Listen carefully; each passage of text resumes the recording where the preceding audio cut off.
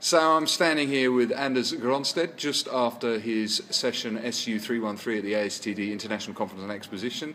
Anders, you've been talking about transmedia storytelling. What is that, please? Right. So we've always known that stories are an effective way to teach. Our memory is story-based. Whenever we're faced with a new situation, we dig in our memory for an appropriate story from our memory base. And really, any conversation is an exchange of stories. You tell a story, triggers a story in my mind.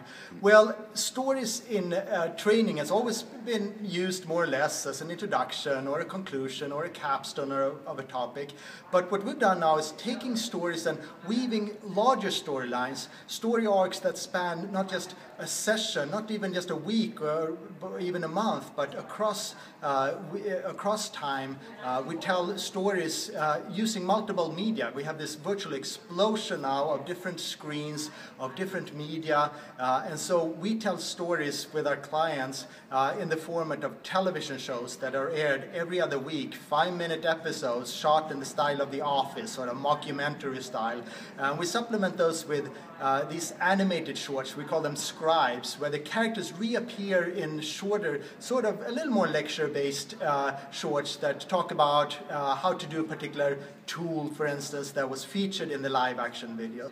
And then we might extend that into a podcast, where we have a radio-style show that you listen to on the go. It's a call-in show, perhaps, and some of the characters from the video-based storyline, the television show, calls in with questions to the podcast. So the story is woven through multiple media, and it's not just repurposed, it's not just the same story retold in different media, but every media, each medium is used for what it's best at, and you can just listen to each podcast, or you can just watch their television show, or just watch these animated scribes, and you can get a lot of learning out of them. But it's when you really start digging into the storyline and getting all of these different media, that's where you can really create a big change in organizations.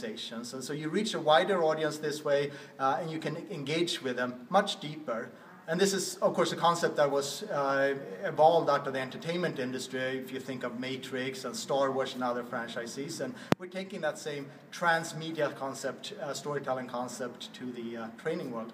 Excellent, excellent. I was going to ask you also maybe about the value of this for learning, but I hear that already. I'm thinking about my colleagues in Belgium who might not have the kind of big budget you spoke about.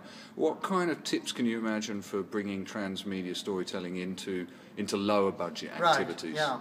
So that's true. Doing something like a TV show with professional actors is a little more high budget. Certainly not Hollywood budgets or anything. But if you want to do something more low budget, the podcast I mentioned, or just an audio stream.